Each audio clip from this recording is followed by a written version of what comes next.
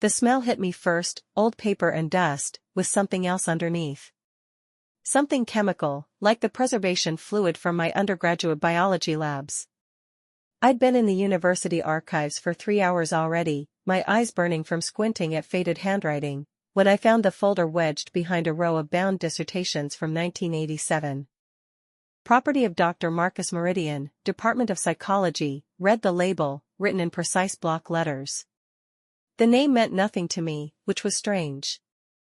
I'd been researching the history of behavioral studies at Whitmore University for my thesis, and I thought I knew every professor who'd worked here since the 1960s. My fingers left clean tracks in the dust as I pulled the folder free. Inside, a single photograph slipped out, a group of students in what looked like a basement laboratory, their faces blurred except for one young woman staring directly at the camera with an expression I couldn't quite read. Fear? Defiance? The timestamp in the corner read November 15, 1988, 3:47 a.m. Never heard of him, Professor Chen said when I showed her the folder the next morning. She barely glanced up from grading papers, her red pen moving in sharp, decisive strokes. And I've been here since '85. But his name's on university letterhead, I insisted, spreading the papers across her desk. Look, approved research protocols, subject consent forms, everything dated between September and November 1988. Then nothing. Chen's pen stopped moving. She picked up one of the consent forms, and I watched her face change, subtle, but I'd learned to read her expressions after 2 years as her research assistant. Sarah, she said slowly, where exactly did you find these? Archives, basement level, section D. I pulled out my phone to show her the photos I'd taken. Behind the dissertations. Almost like someone hid them there. She stood abruptly, paper scattering. Show me. Now. The urgency in her voice made my skin prickle. We took the service elevator down to the archives, our footsteps echoing in the empty concrete stairwell. The fluorescent lights flickered, they always did down here, casting jumping shadows that made me grip the folder tighter. Here, I said, pointing to the gap where I'd found it. Chen pulled out her phone flashlight, peering into the space. Her hand emerged with another folder, this one marked, Control Group, Do Not Open. Sarah, she said, her voice strange, I think you should stop looking into this. Are you serious? This could be huge, some kind of covered-up experiment, maybe even. I'm trying to protect you. She wouldn't meet my eyes. Some things are better left buried. I didn't stop. Of course I didn't. That night, I spread everything across my apartment floor, creating a timeline with string and pushpins like some conspiracy theorist. My roommate Amy walked in around midnight, took one look at my setup, and grabbed a beer from the fridge. You've got that look, she said, settling cross-legged beside me. The one you had when you proved Professor Morrison was plagiarizing. This is different. I showed her the photograph again. Look at the equipment in the background. Those monitors, the recording devices, this wasn't standard psychology research. And every single consent form is signed by students aged 24 to 26. All graduate students. All from different departments. Amy squinted at the forms. Wait, I know this name. Rebecca Marsh. My advisor mentioned her once, said she was brilliant, dropped out suddenly in '88 to pursue other opportunities. But the way he said it. She shrugged. Like there was more to the story. I felt the pieces clicking together, that electric sensation when a pattern emerges from chaos. Help me find her. It took us 3 hours of searching online databases, but we found her. Rebecca Marsh, now Rebecca Chen Marsh, working as a therapist in Boston. Her photo on the practice website showed an elegant woman in her 50s with premature silver streaks in her black hair. And her specialty? Trauma recovery from institutional abuse. My hand shook as I typed the email. My name is Sarah Mills. I'm a graduate student at Whitmore University. I found some documents related to Dr. Marcus Meridian's research from 1988. I think you might have been involved. I need to know what happened. The response came within an hour, delete everything you found. Don't contact me again. But 10 minutes later, another email, if you won't listen to warnings, at least be careful. Check the psychology building basement, room B127. 2 a.m. Come alone. The psychology building after midnight felt like a different place. The familiar hallways became maze-like, every shadow potentially hiding someone, or something. I'd walked these halls hundreds of times, but never noticed how the emergency exit signs cast everything in a sick green glow, how my footsteps echoed no matter how softly I tried to walk. Room B127 wasn't supposed to exist. The basement only went to B120 according to the official floor plans, but there it was, behind a door marked electrical, authorized personnel only. The real door was inside, hidden behind a false wall panel that swung open when I pressed the right spot, exactly where Rebecca's follow-up email had indicated. The room beyond was frozen in time.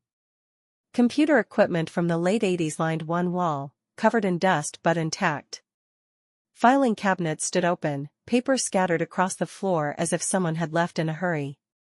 And in the center, a chair with leather straps at the wrists and ankles, surrounded by mirrors at different angles.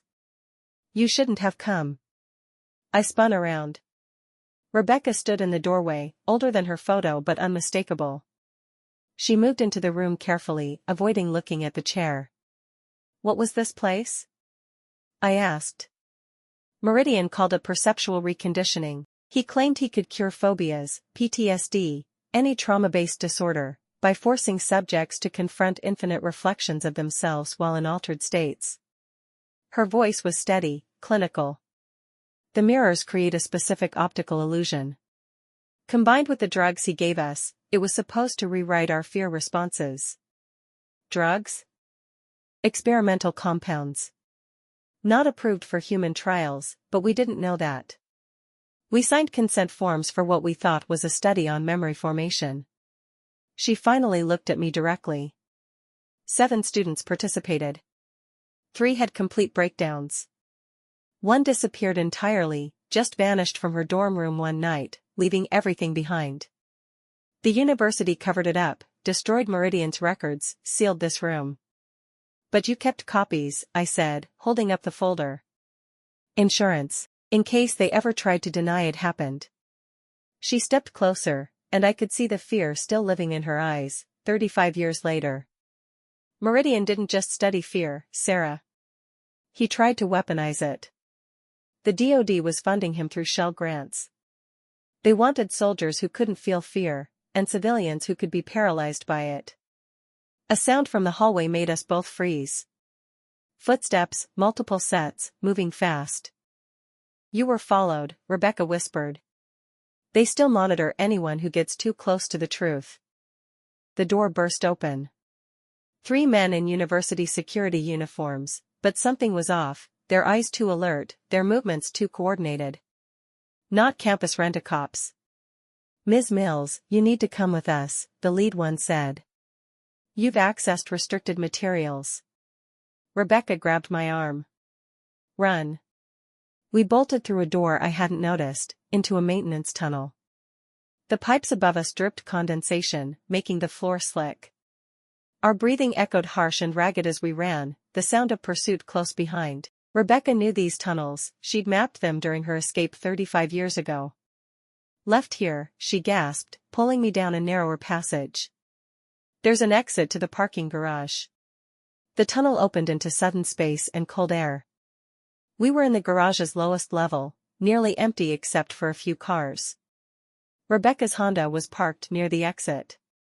Get in, she commanded. The engine roared to life just as our pursuers emerged from the tunnel. We peeled out, tires screaming against concrete, and burst onto the empty street. In the rearview mirror, I saw them standing at the garage entrance, not pursuing.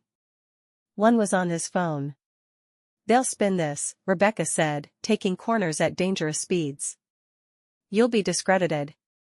Stressed graduate student, history of anxiety, started seeing conspiracies everywhere. They're good at this. But we have evidence. Which will disappear. Check your apartment tomorrow, the documents will be gone. Your computer will have mysteriously crashed. Your phone will be wiped. She pulled into an all-night diner's parking lot, far from campus. That's why I'm giving you this. She handed me a flash drive. Everything I saved. Meridian's real research notes, the test results, names of everyone involved. Uploaded everywhere before they can stop you. I didn't go home. Instead, I went to Amy's sister's apartment off campus, uploaded everything to multiple cloud services, and sent copies to journalists, researchers, and watchdog organizations. By dawn, the story was spreading. The university's response was swift and predictable. Dr. Marcus Meridian, they claimed, had been a visiting researcher who conducted unauthorized experiments before being dismissed. They knew nothing about government funding or cover-ups. The rooms had been sealed for asbestos, not to hide evidence. But the survivors started coming forward, not just from Whitmore, but from other universities where Meridian had worked under different names. The pattern was always the same: psychological experiments that went too far, students who were never quite the same after, institutions that quietly paid settlements and demanded silence. Professor Chen, no relation to Rebecca, finally admitted she'd known. I was junior faculty, she told me in her office, the folder between us like an accusation. They said if I kept quiet, I'd get tenure. If I didn't. She shrugged. I had student loans, no other job prospects.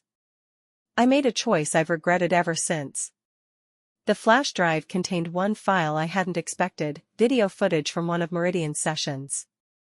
I watched it once, alone in that borrowed apartment, and immediately understood why Rebecca still couldn't look at mirrors. The subject in the chair, surrounded by infinite reflections, screaming as something fundamental broke inside them. The timestamp showed it went on for 3 hours.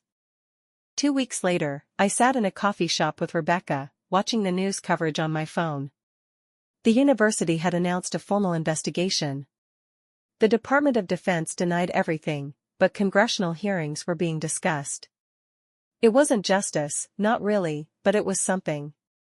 You know they're watching you now, Rebecca said. They'll always be watching. I know. I'd already noticed the same cars appearing wherever I went, the clicking on my phone calls, the sense of being observed. Was it worth it? Exposing this? She considered the question, stirring her coffee slowly. I spent 35 years in therapy, trying to undo what 3 months in that room did to me. I still can't look at myself in a mirror without feeling like I'm falling into infinite space. But at least now, people know. It's not just my secret anymore. My thesis advisor had suggested I change topics, find something less controversial. The university administration had offered me a generous grant to study something else, anything else. I'd turned them both down. There are more rooms, I told Rebecca. More universities. Meridian was part of something bigger. She nodded. I know. I've been tracking them for years, but I was too scared to act alone. You're not alone anymore. That night, I went back to my apartment for the first time since finding the folders. Everything was exactly as I'd left it, my conspiracy wall intact, documents still scattered on the floor. They wanted me to know they could have taken it all but chose not to. A message: we're watching, but you're more useful to us free. For now. I started packing. Rebecca had contacts in Boston, researchers who'd been collecting evidence about other programs, other Meridians. We were going to expose them all, one basement laboratory at a time. As I folded the original photograph, the one that started everything, I looked again at that young woman's face, her expression of defiant fear. I understood it now. She knew what was happening to her was wrong, but she was trapped by institutional power, by signed agreements, by the weight of authority. But she'd looked directly at the camera anyway. A silent witness, waiting 35 years for someone to see her, to understand her message. This happened. Don't let them bury it. I wouldn't. 6 months later, I testified before a congressional subcommittee about what I'd found. The room was smaller than I'd expected, the senators older, more tired-looking. But they listened. Rebecca testified too, along with 14 other survivors we'd found. Dr. Marcus Meridian had died in 2003, taking many secrets with him. But his work lived on in classified programs, in techniques used at black sites, in research that pushed the boundaries of consent and human dignity. Our testimony led to new oversight regulations, mandatory review boards with actual power, protection for whistleblowers. It wasn't enough. It never could be enough to undo what had been done. But it was a start. I still check my locks twice before bed. I still notice when the same person appears in too many places. I still wonder if they're waiting for me to find something they can't let become public. But I keep looking anyway. Because in archives and basements, in folders hidden behind dissertations, in rooms that aren't supposed to exist, there are stories waiting to be told. And sometimes, all it takes is one graduate student who doesn't know when to stop asking questions. The mirror in my bathroom cracked last week, thermal stress, probably, or the building settling. But sometimes, in the fracture lines, I swear I can see infinite reflections, each one asking the same question: what else are they hiding? I'm going to find out.